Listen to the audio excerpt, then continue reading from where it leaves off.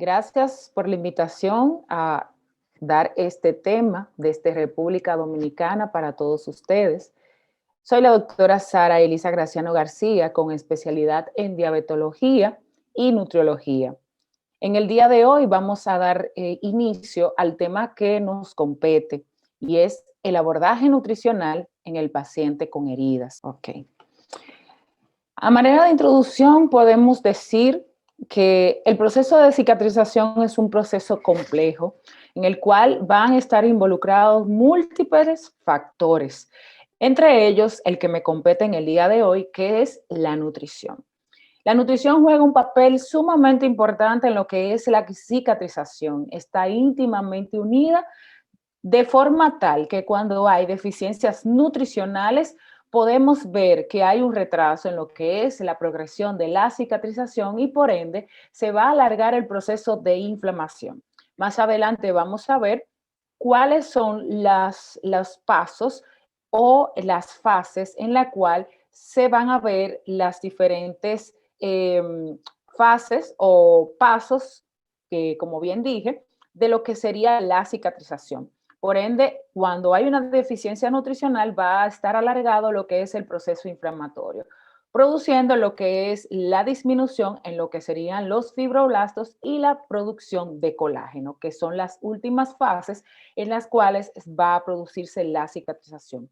Por ende, esta herida va a ser crónica cuando no llega a este proceso. Es importante conocer lo que son los papeles, tanto de los micro y macronutrientes en este proceso de cicatrización. Debemos abordar de manera integral lo que es el papel de la cicatrización y el personal que debe estar envuelto en todo esto, desde el personal de enfermería, el médico podiatra, el cirujano general, el vascular, el diabetólogo, el nutriólogo, entre otros muchos más. Pues recordemos que en este caso el paciente con diabetes, si es que presenta una herida, va a ser un paciente multidisciplinar, al igual que no sea diabético y que tenga otras comorbilidades como hipertensión. Entonces, dentro de lo que sería el abordaje nutricional de este paciente con heridas, tenemos lo que son la suplementación nutricional oral. ¿En qué consiste esta? Estas son fórmulas nutritivas las cuales van a estar orientadas para complementar lo que es la dieta habitual y lógico, esto no va a reemplazarla. O sea que esto es un coadyuvante para el proceso de la cicatrización. En estas imágenes, perdonen que las presente, pero es nuestra realidad. Aquí podemos ver diferentes tipos de heridas y por ende, ninguna son iguales. ¿Cómo podemos clasificar las heridas? En este tema no voy a abundar, pero para poder tener claridad de todo esto y poder seguir entendiendo, es bueno saber que las heridas se clasifican según la forma, la profundidad, el origen y el tiempo de evolución, las cuales se pueden clasificar en crónicas y agudas.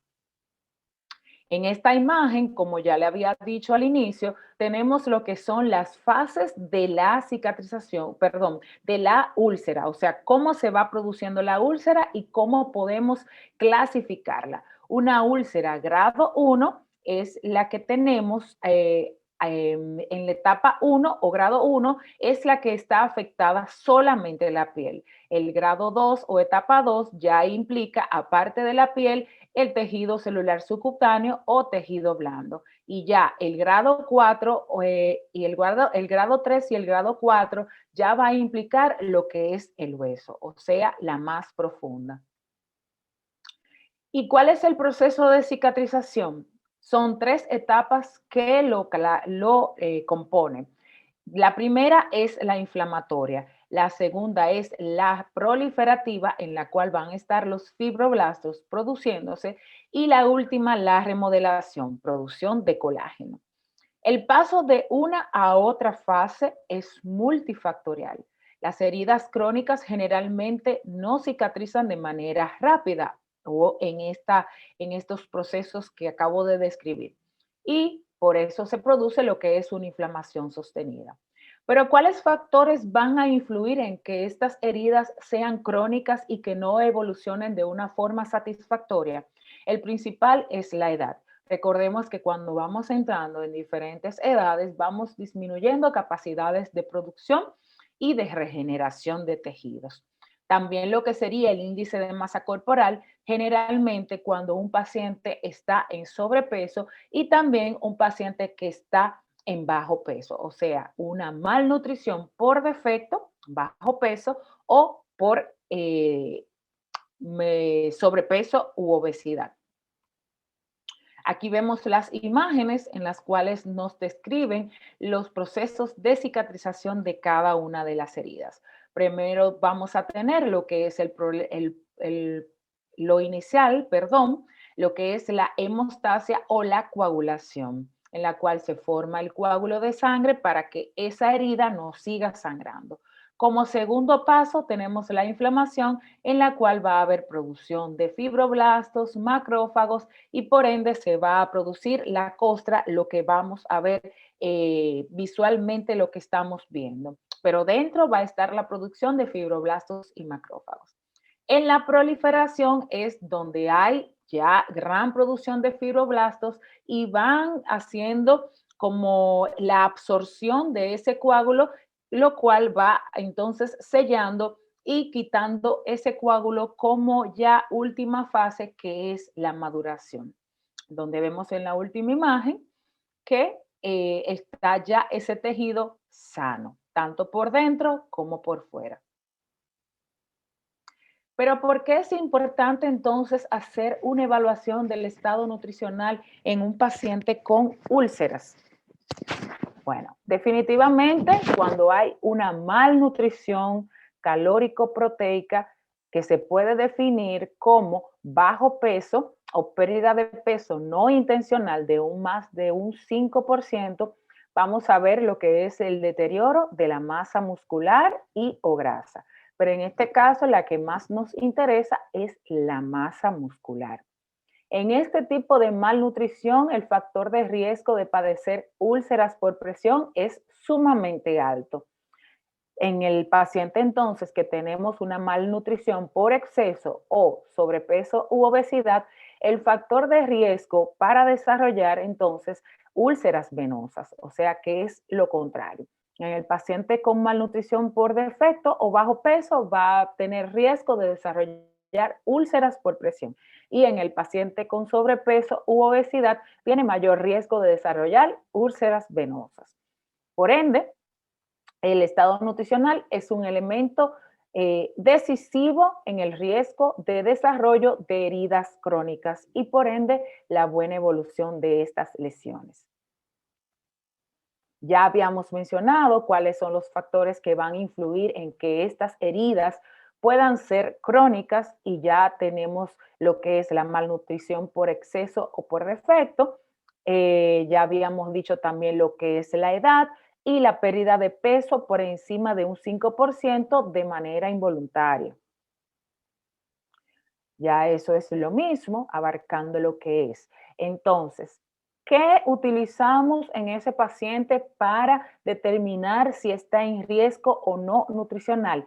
Hay diferentes métodos para hacer todo esto y se llaman tamizaje nutricional.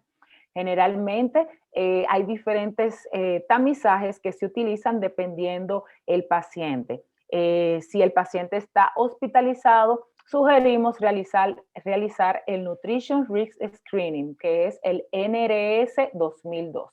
Si el paciente es un paciente ambulatorio, podemos utilizar el MUST o el Malnutrition Universal Screening Tool.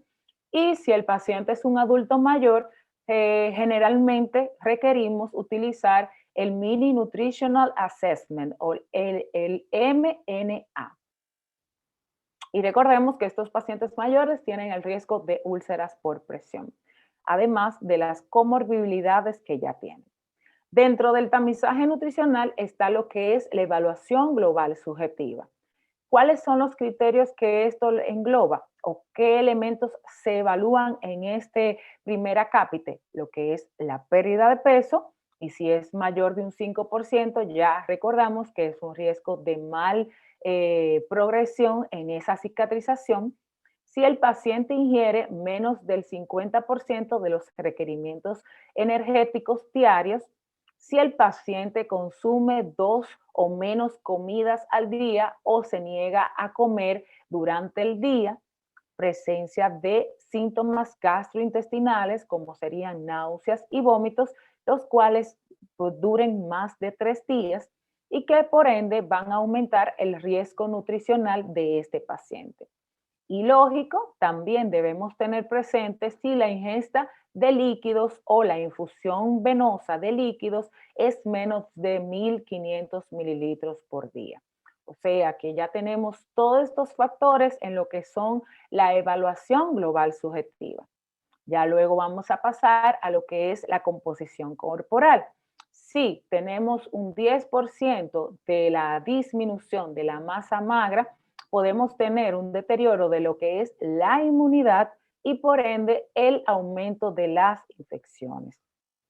Si reducimos la masa magra o masa muscular en más de un 20%, vamos a disminuir lo que es la fase de cicatrización y por ende esa úlcera se va a hacer crónica.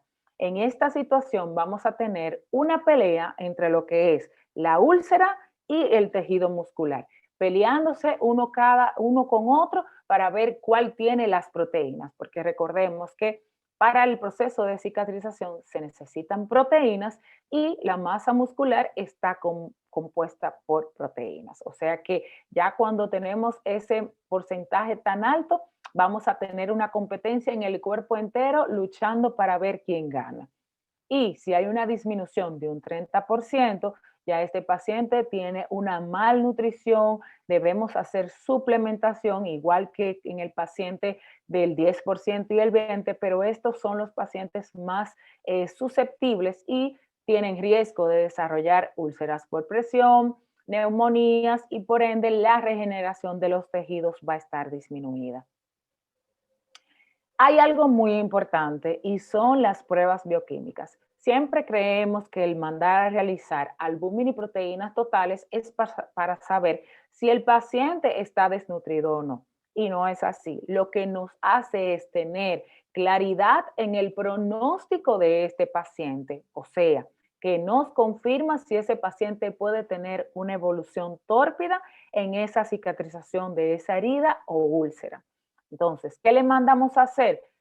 Albúmina, prealbúmina, proteínas totales, calculamos su índice de masa corporal, calculamos o mandamos a hacer la proteína C reactiva, más el tamizaje nutricional que ya les he explicado cómo debemos hacerlo. Esto nos va a dar todo junto el pronóstico de esta úlcera o cicatrización de esta herida. Los indicadores bioquímicos que ya mencioné anteriormente, ya les había dicho que generalmente pueden estar afectados por la función renal y la hidratación. O sea, si hay una función renal que no es adecuada o la hidratación de este paciente no es adecuada, entonces pueden estar disminuidas.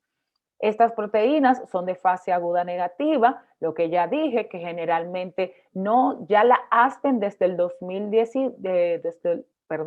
la Aspen desde el 2012, que es la American Society for Parenteral and Enteral Nutrition, había ya declarado de que no deben usarse como diagnóstico de desnutrición. En los pacientes que tienen úlceras y heridas debemos ver cuáles son sus requerimientos, principalmente de los macronutrientes, que son proteínas, lípidos o grasas y los hidratos de carbono, y de los micronutrientes, que son aminoácidos, vitaminas, minerales y oligoelementos. ¿Cómo determinar entonces los requerimientos nutricionales en estos pacientes con úlceras o heridas? La terapia nutricional contribuye en lo que es el proceso de cicatrización de las heridas. Ya lo habíamos mencionado anteriormente, a través de la generación de un balance nitrogenado positivo. Una adecuada estimación de los requerimientos energéticos y de macronutrientes será fundamental para un buen pronóstico y una rápida recuperación de este paciente. Lo primero que debemos hacer es calcular los requerimientos energéticos de este paciente. Lo que sería perfecto sería tener lo que es la calorimetría indirecta, pero normalmente en nuestros hospitales, clínicas privadas, no tenemos este aparato, pues es sumamente costoso. Y por ende, entonces, lo que hacemos es utilizar la fórmula de Harris-Benedict o utilizando el método del pulgar. Si utilizamos la fórmula de Harris-Benedict, debemos ajustarla con un factor de corrección de 1.1, porque recordemos que este paciente es un paciente catabólico. Si utilizamos el método del pulgar, entonces vamos a utilizar un aporte de energía de aproximadamente 30 a 35 kilocalorías por kilogramos de peso. Si el paciente entonces está en desnutrición, vamos a utilizar el método del pulgar 35 a 40 kilocalorías por kilo de peso. Lógico que todo esto debe ir ajustado dependiendo el número de úlceras, porque a veces tenemos un paciente que no solamente tiene una úlcera, sino que tiene varias, o el tamaño de estas úlceras, porque recordemos que también las úlceras pueden tener diferentes tamaños. Si no es posible satisfacer las calorías necesarias durante el día de este paciente, ya debemos hacer uso de lo que son los suplementos orales nutricionales. Con esto debemos ayudar al paciente a no seguir perdiendo peso y a estimular la vía oral. ¿Cómo hacemos el conteo de proteínas que este paciente amerita en el día y para que tenga una buena cicatrización? Las proteínas, ya lo dijimos, son importantísimas en el proceso de la cicatrización de las heridas, promueven la proliferación de fibroblastos y también ayudan a la síntesis de colágeno. En términos generales, se recomienda que la ingesta de proteínas se distribuya generalmente en 3 comidas, ya que de esta forma vamos a mejorar el equilibrio proteico, maximizando lo que es la acumulación de proteínas musculares y favoreciendo la utilización biológica. La ingesta de proteínas necesarias para lograr un balance nitrogenado en equilibrio va entre 0.75 a 1.6 gramos por kilo de peso. Siempre vamos a utilizar el peso en kilos y multiplicarlo por, en este caso yo utilizaría 1.6. Imaginemos entonces que el paciente pesa 70 kilogramos, que es lo estándar, por 1.6, esa sería la cantidad de gramos de proteína al día que el paciente debe consumir. Y lo vamos a distribuir en 3 tiempos de comidas. Las 3 comidas principales, desayuno, comida y cena, o desayuno, almuerzo y cena. Y según, lógico, la condición y la gravedad de la herida y del paciente. Se debe tener precaución la ingesta de proteínas en los pacientes que tengan problemas renales. Lógico, vamos a tener que estar haciendo mediciones de otras analíticas durante la estadía hospitalaria de este paciente, pero las guías de Aspen sugieren que cuando la herida es una herida crónica, necesitamos de 1.25 a 1.5 gramos por kilogramo de peso de proteínas al día. Si es un paciente que está muy catabólico y es una herida grado 3 a 4, o sea que ya estamos bien profundos, llegando al hueso, debemos utilizar hasta 2 gramos de proteínas por kilo de peso. Y si hay una fístula en este paciente, de 2.5 gramos por kilo de peso. En cuanto a los lípidos, generalmente estos son importantes, al igual que los hidratos de carbono, para que así en el proceso de cicatrización haya un balance energético adecuado, no haya peleas de las proteínas, se utilice energía a través de lo que son también lípidos y los hidratos de carbono. ¿Y cuál nosotros recomendamos en estos pacientes? Alimentos que contengan ácidos grasos omega 3 principalmente, pues nos ayudan a disminuir lo que es la actividad de las células T, la producción de citoquinas inflamatorias y disminuir lo que son la producción de eicosanoides provenientes del ácido araquidónico. Y por ende nos ayuda a aumentar lo que son las resolvinas y protectinas que nos van a ayudar en el proceso de la cicatrización. Estas son proteínas que nos ayudan al proceso de cicatrización junto con los fibroblastos. En estos pacientes, ¿qué cantidad se sugiere para que disminuyan los procesos inflamatorios? De 2 gramos por día de omega 3.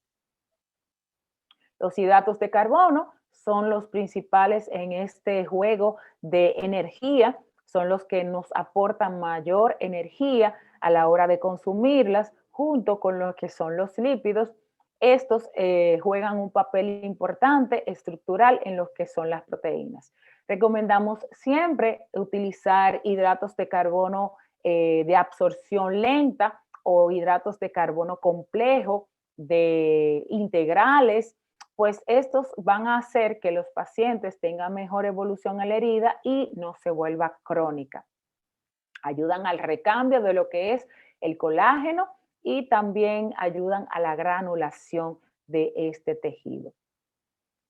Aquí presentamos una tabla como resumen de lo que serían los requerimientos dependiendo la úlcera en la que estemos presentes. Si es una úlcera por presión grado 1 o 2, ya sea una úlcera por presión grado 3, heridas severas y heridas múltiples.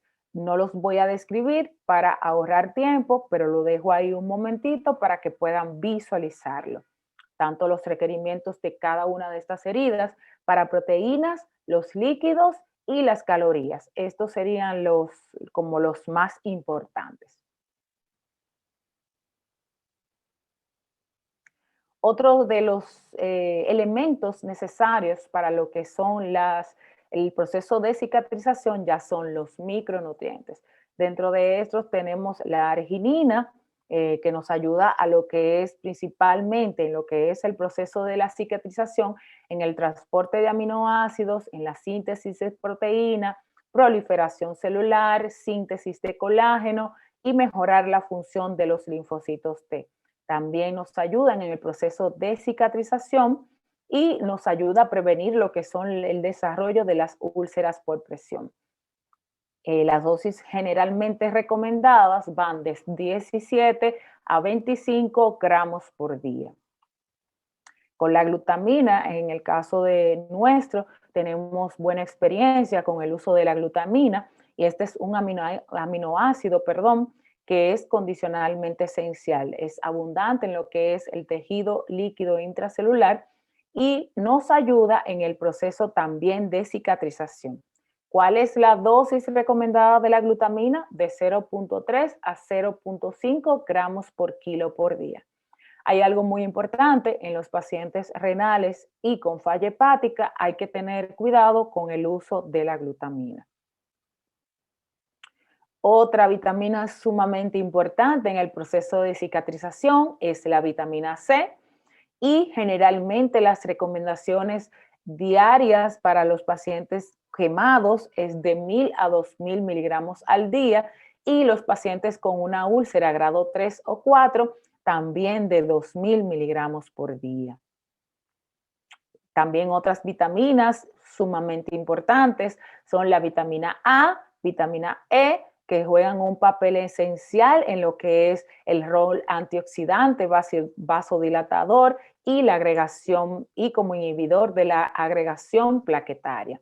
En los pacientes con heridas crónicas que presentan concentraciones más bajas de vitamina A, carotenos y vitamina E. O sea que los pacientes que tienen esas heridas, sería bueno mandarles a hacer las mediciones o si tenemos escasez de eso, suplementarlos hasta que esa herida pueda tener una evolución satisfactoria.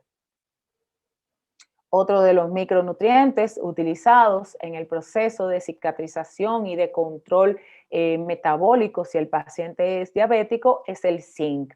También la recomendación de este es de 8 a 11 miligramos por día en los sujetos sanos, pero en los sujetos que tienen ya heridas puede aumentarse un poquito más hasta 15 miligramos por día. También el selenio, que lo recomendado es de 45 a 55 microgramos por día. El cobre es otro de los micronutrientes utilizados y las recomendaciones van de 900 microgramos por día. Y para ya terminar con esta presentación y poderles resumir, debemos tener en cuenta que durante el proceso de heridas y de cicatrización necesitamos abaratar costos. Recordemos que estos pacientes, si son pacientes con comorbilidades o adultos mayores, van a generar muchos gastos. Por ende, para poder hacer que esto sea más rápido en su evolución y disminuyan costos, lo mejor sería es tratar de hacer un manejo multidisciplinar que aparentemente puede ser más costoso, pero al fin y al cabo no lo es. El manejo multidisciplinar es principal para el desenvolvimiento y desarrollo adecuado de cualquier enfermedad o, en este caso, cicatrización de heridas y úlceras. En esta última presentación les dejo aquí esta imagen. En el lado izquierdo de frente a la pantalla tenemos la imagen inicial de esta paciente que la tuvimos recientemente.